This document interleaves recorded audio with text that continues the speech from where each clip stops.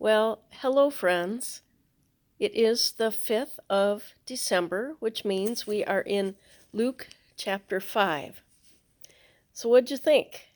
There was a lot to unpack in Luke chapter 5, right? So, let's dive right in. First, we get the call of the disciples, and you will find the call of the disciples in all four Gospels. Matthew, and Mark have Jesus walking along the shore, and he sees Simon. You know, he's not renamed yet, Peter, it's still Simon, and James and John, and he says, "Come and follow me." And then in John's gospel, it's just a little bit different story. And we have, I think it's, um, I think it's James, and he's saying, you got to come and see this guy. And but here in Luke's gospel, since I am a fisher girl, I love this take on it.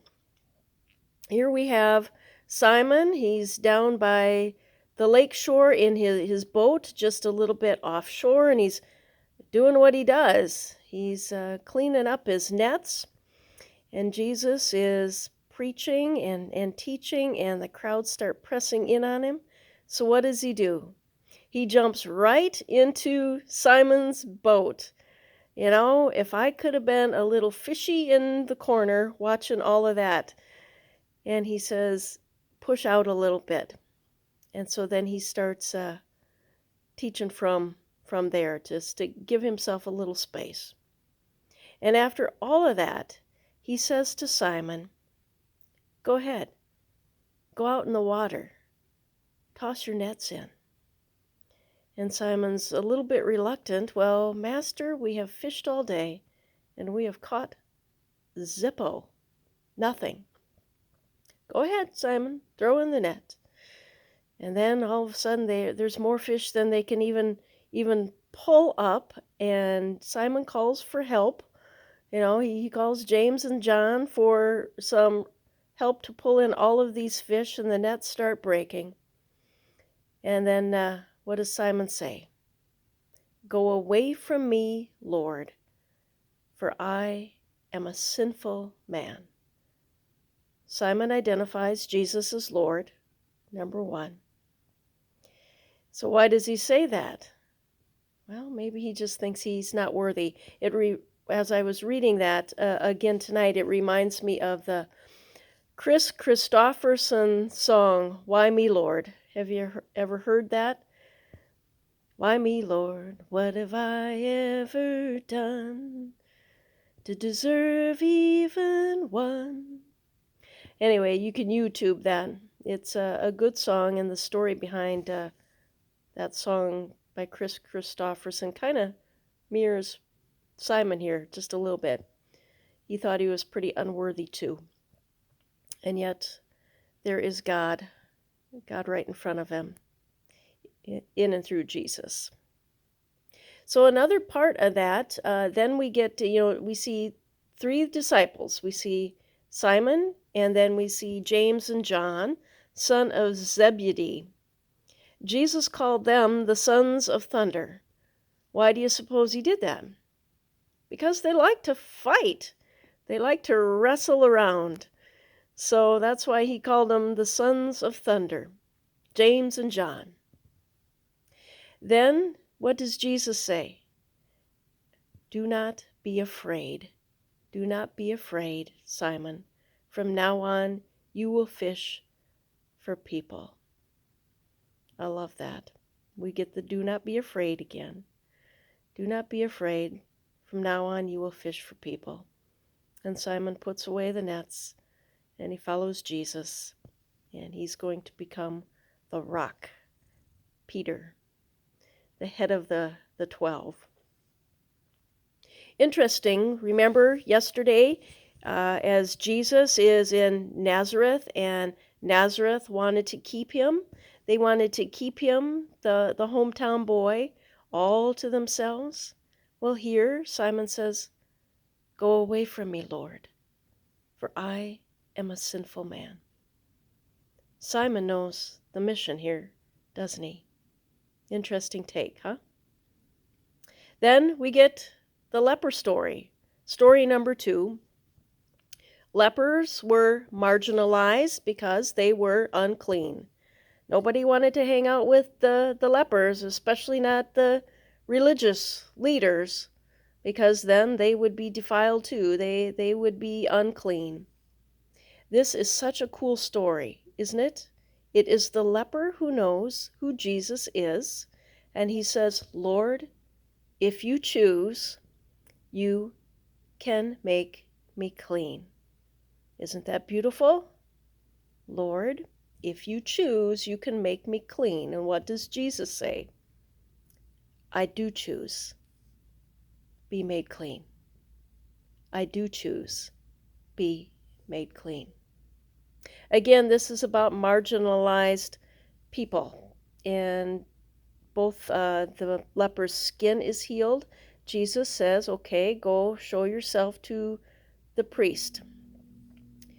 Why did he do that? Well, then the leper would also regain status into the community. He is now clean. The priest has to check him out, make sure he's clean, and now he can re-enter the community of both the church and just, socially. So that's the leper story. Don't you think that's beautiful too? Now comes my favorite, the healing of the paralytic. You're going to find this story in Matthew and Mark as well as Luke. The one in Mark mirrors this story. Actually, I kind of like Mark's take just a little bit better because we get to see that there are 4 friends. So let me set the stage here. Jesus is teaching, and he's teaching in a house, and the Pharisees and the religious teachers are also close by. They have traveled, and they need to check out this Jesus because, they were jealous. Basically, they were jealous. And so they're nearby, and Jesus is preaching, and they're listening intently. And all of this story is about boundaries. The story is about boundaries and how it can separate people. So Jesus is teaching, and all of a sudden these guys, they pick up their paralyzed friend, and they know who Jesus is. They want to bring him to Jesus to be healed. In Mark's gospel, why I like that better is we get to see that there are 4 men. And I call this story the stretcher bearer story because I can see this, can't you? They pick up their friend on this stretcher, this kind of hammock sort of thing, one on each end. And I can see them running to Jesus, and perhaps maybe one drops, one, and they start giggling and laughing, and they get to the house. Well, there is just a crowd pressing in. They can't get through the door of the house. There's a boundary deal that separates them. They can't get their friend in the door. So, you always got that one friend that says, I got an idea. And so they climb up on the roof, and they dig a hole in the roof, and they lower the guy down right in front of Jesus. Isn't that awesome? They want their friend to be healed so badly that they will do anything to get to Jesus. I am fortunate enough to have stretcher bearer friends that come alongside of me. Both pastor friends and not pastor friends. Today I was in Springfield with our licensed local pastors, our mentor group, and I consider all of those stretcher bearers who help me to see Jesus more fully. They come alongside of me. And so I do hope that you have stretcher bearer friends, and I hope that you can be stretcher bearers for one another too. But this, again, we we see some boundaries here that separate people from Jesus and ultimately from salvation. First of all, the crowds. The crowds were just blocking, pressing in, so that you have this physical boundary. Perhaps we really need to consider that in our churches, in our church structure. Does it exclude people? Does it create a boundary even for people just to get in? Is it handicapped accessible, wheelchair accessible? All those sorts of things in the physical structure. But then we also have the Pharisees that are creating a boundary, because what did Jesus say to the paralytic? Your sins are forgiven, get up and walk. And the Pharisees, of course, come unglued because who does this guy think he is? This is blasphemy. Only God can forgive sins. And what does Jesus say? Well, the Son of Man has the authority on earth to forgive sins. This is the first time we see that phrase, Son of Man. So as you think about this story, think about number one, stretcher bearers, and also think about boundaries, the boundaries set. Do we create boundaries that separate people from Jesus, either physically or just by our actions and our attitudes? Okay? Then we get the call of Levi. It's completely separate for a reason. Nobody liked the tax collector, uh, whether you were a Gentile or Jew. No one liked the tax collector. But Jesus calls Levi, and he picks up and he goes. And not only that, he throws Jesus a party. Okay, here is our very first table conversation in Luke. We're going to get a lot of them. And always, always, always, it includes the marginalized. Levi was a tax collector. He was marginalized. And Jesus called him and also ate with him, which once again ticked the Pharisees off. And we see that word sinner for the very first time. Who does Jesus think he is? He's eating with these sinners, the marginalized, the lesser than.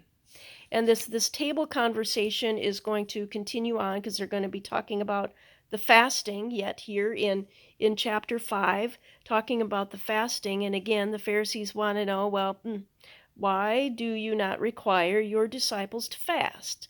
Because the Pharisees fasted twice a week because, oh boy, they were all holier than thou and yada yada. But Jesus says, no, the bridegroom is with them now, meaning himself, and so I'm not going to have the wedding guests fast. There's going to be time for that after I'm gone. But right now, I'm with them, and let's celebrate, basically is what he's saying. So, again, that's pretty much chapter 5. It deals with who's in and who's out, which is going to be a continued common theme here that we're going to see in Luke. So tomorrow, chapter 6, it's a lot of reading. First, there's more table conversation about the Sabbath. Then we have the story of the man with the withered hand. I love that story too. So check that out. We get to see the 12 disciples. All 12 are called now. And then we get what's called the Sermon on the Plain. This is kind of like the Sermon on the Mount, very similar, except the Sermon on the Plain, we're going to see blessings and woes. So you can kind of compare them with Matthew chapter 6, if you'd like. First we get the Beatitudes in Matthew chapter 5, and then we get the Sermon on the Mount. Well, this is the Sermon on the Plain. I remember a few years back that Pastor Darrell and I took some of the confirmation kids to Jeffers, to the petroglyphs, and we did some videoing of the Sermon on the Plain. So check it out. I hope you had a good day today. Tonight is St. Nicholas Eve. Tomorrow is St. Nicholas Day. And, if you set your shoes by the door tonight, perhaps when you get up tomorrow morning, you will find candy and a quarter. And so you may have to check out my Facebook page below this to see the history of St. Nicholas Day. So check it out. Our video got a little bit long. I hope you're hanging in there tonight, and keep reading or listening or however you're doing it. Just keep going along. If you get a little bit behind, don't get discouraged. Catch up when you can, okay? Posting a little bit early because I think I'll probably go to bed just a little bit early tonight too. So bye for now and sleep well.